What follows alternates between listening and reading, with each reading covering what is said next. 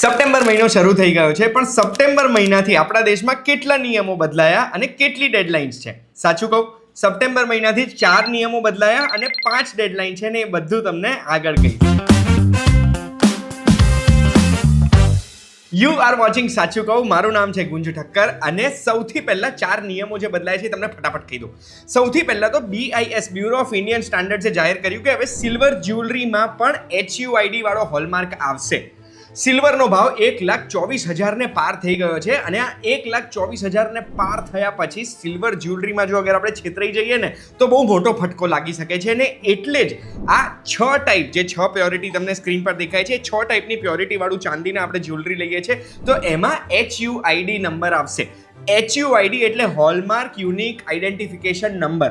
એટલે દરેક જ્વેલરીમાં તમે જોશો તો સૌથી પહેલા સિલ્વર હશે, હોલમાર્કનો લોગો હશે, કેટલી પ્યોરિટી છે 3 ડિજિટમાં એ પણ લખેલી હશે અને એક 6 ડિજિટનો આલ્ફા ન્યુમેરિક નંબર લખેલો હશે. જે આલ્ફા ન્યુમેરિક નંબર છે HUID નંબર, જે HUID નંબરથી આપણે BIS કેર એપ્લિકેશનમાં જઈને આ નંબરને ટ્રેસ કરીને એક્ઝેક્ટલી આ જ્વેલરીને ટ્રેસ કરી શકીએ. એટલે આપણી પાસે જે વસ્તુ છે ને એનો આ યુનિક નંબર હશે. હવે આ ચાંદીમાં હોલમાર્કિંગ કમ્પલસરી નથી હજુ સુધી, બટ ફ્યુચરમાં થઈ શકે છે. અત્યારે સ્વૈચ્છિક છે. એઝ અ કસ્ટમર તમે ડિમાન્ડ કરી શકો છો કે મારે તો હોલમાર્ક વાળું ચાંદી જ લેવું છે. બીજો નિયમ પોસ્ટ ઓફિસમાં બદલાયો છે. હવે સ્પીડ પોસ્ટ અને રજિસ્ટર્ડ પોસ્ટને મર્જ કરી દેવામાં આવ્યું છે. પહેલા તમને સવાલ એ થયો હશે કે સ્પીડ પોસ્ટમાં અને રજિસ્ટર્ડ પોસ્ટમાં ડિફરન્સ શું? કહી દઉં છું. સ્પીડ પોસ્ટ એટલે સ્પીડ પોસ્ટ એડ્રેસ સ્પેસિફિક હોય. એનો મતલબ છે કે સ્પીડ પોસ્ટમાં આપણે પાર્સલ કે જે લેટર મોકલાયો છે જે એડ્રેસ છે એ એડ્રેસ ઉપર જઈને ત્યાં જે હાજર હશે એમને આપી દેવામાં આવશે. રજિસ્ટર્ડ પોસ્ટ એડ્રેસી સ્પેસિફિક હોય એટલે એમાં જેનું નામ છે ને એ વ્યક્તિને કાં તો એમના રેપ્રેઝેન્ટેટિવને જ રજિસ્ટર્ડ પોસ્ટ આપવામાં આવે છે. એટલે જ જ્યારે કોઈ પણ વ્યક્તિને નોટિસ આવે, કોર્ટથી કઈ આદેશ આવે, આ બધું રજિસ્ટર્ડ પોસ્ટ તરીકે આપવાનું આવે. તમે કોઈની ઉપર કેસ કરો એ પણ રજિસ્ટર્ડ પોસ્ટમાં એટલે જ કરવું પડે કારણ કે જે એડ્રેસી છે, જેમના નામે તમે નોટિસ મોકલાઈ છે એમના હાથમાં જ આ લેટર જવો જોઈએ. હવે આ બંને મર્જ થઈ ગયું છે એટલે કઈ વસ્તુ બંધ થશે? તો સ્પીડ પોસ્ટ કે રજિસ્ટર્ડ પોસ્ટ કશું બંધ નથી થવાનું. હવે એડ્રેસ સ્પેસિફિક રહેશે સ્પીડ પોસ્ટ લેટર કે સ્પીડ પોસ્ટ પાર્સલ અને એડ્રેસી સ્પેસિફિક રહેશે સ્પીડ પોસ્ટ રજિસ્ટર્ડ. એટલે બધું એક થઈ ગયું છે. બધામાં આપણે ટ્રેકિંગ કરી શકીશું, બધામાં આપણને બધી સુવિધાઓ મળશે.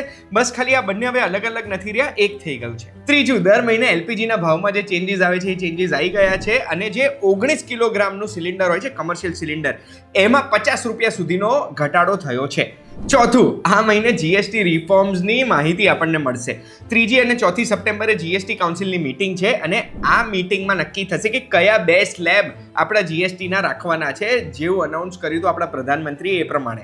બેસ્ટ કેસ સિનારીઓ હું તમને કહું ને તો એ 5% અને 12% થઈ જાય ને GSTના સ્લેબ તો મજા આવી જશે યાર. હવે જે 5 ડેડલાઇન છે ને એ 5 ડેડલાઇનને મેં 2 ભાગમાં વહેંચી છે. 15મી સપ્ટેમ્બરમાં 2 છે અને 30મી સપ્ટેમ્બરમાં 3 છે. પણ આ બંને ડેડલાઇન તમને કહું ને એ પહેલા એક રિક્વેસ્ટ છે. આ વિડીયો અહીંયા સુધી જોયો છે, ફેસબુકમાં જોઈ રહ્યા છો તો પેજને ફોલો કરી દેજો. અગર યુટ્યુબમાં જુઓ છો તો સબસ્ક્રાઇબ બટન, લાઇક બટન બંને દબાઈ દેજો. નવી ચેનલ છે, નવો શો છે, તમારો સપોર્ટની મને જરૂરત છે. હવે ફટાફટ ડેડલાઇન પર આવીએ. 15મી સપ્ટેમ્બરની 2 ડેડલાઇન કઈ છે? તો સૌથી પહેલું BSNL નો ફ્રીડમ પ્લાન આપણને મળી શકે છે. એટલે BSNL જે 4Gના ટાવરો લગાડ્યા ને એ ટાવરોનું સેમ્પલ આપણને આપવા માંગે છે કે અમારું 4G મસ્ત ચાલે છે અને એટલે જ BSNL નો ફ્રીડમ પ્લાન છે. જે પ્લાનમાં એક સિમ કાર્ડ આપણે 1 રૂપિયામાં લઈ શકીએ છીએ BSNL નું.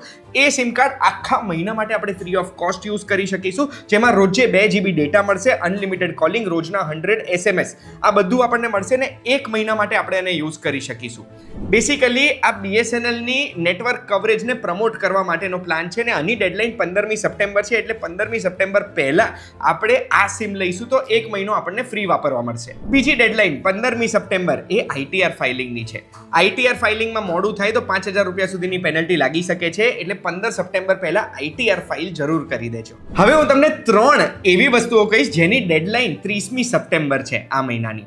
સૌથી પહેલું, IDBI બેંકના ફિક્સ ડિપોઝિટમાં સ્પેશિયલ સ્કીમ ચાલે છે. અગર ફિક્સ ડિપોઝિટ આપણે કરાવીએ છીએ અને 444 દિવસ માટે મૂકીએ, 555 દિવસ માટે મૂકીએ કે 700 દિવસ માટે મૂકીએ, એવા સંજોગોમાં જે એમના નોર્મલ વ્યાજ દર ચાલતા હોય છે ને એના કરતાં 0.15% જેવું આશરે આપણને વધારે વ્યાજ મળી શકે છે. તો અગર જો ફિક્સ ડિપોઝિટ કરાવી છે તો 30મી સપ્ટેમ્બર પહેલા આ પ્લાનનો તમે લાભ લઈ શકશો. બીજું, જનધન અકાઉન્ટ એ PM જનધન અકાઉન્ટમાં જો અકાઉન્ટ ખોલાયું હોય અને 10 વર્ષ થઈ ગયા હોય તો એનું KYC કરાવવું પડશે તમારે 30મી સપ્ટેમ્બરની પહેલા. આ રીકેવાયસી કરવા માટે પબ્લિક સેક્ટર બેંકમાં રીકેવાયસી નો કેમ્પેન ચલાવવામાં આવે છે, એટલે તમે ફટાફટ રીકેવાયસી કરાવી શકશો.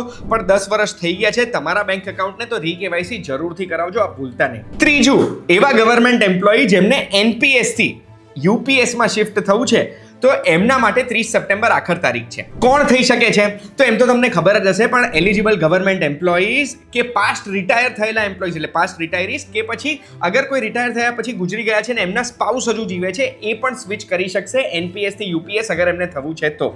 આશા રાખું છું આ વિડીયોમાં તમને સપ્ટેમ્બરમાં થતા બધા બદલાવ અને સપ્ટેમ્બરમાં આવતી બધી ડેડલાઇનની માહિતી મળી ગઈ હોય ને તો પ્લીઝ સબસ્ક્રાઇબ અને ફોલો કરી દેજો, અને ડિસ્ક્રિપ્શનમાં જે અકાઉન્ટો લખ્યા છે બધે સબસ્ક્રાઇબ કરજો, ફોલો કરજો, બધે ટચમાં રહીશું.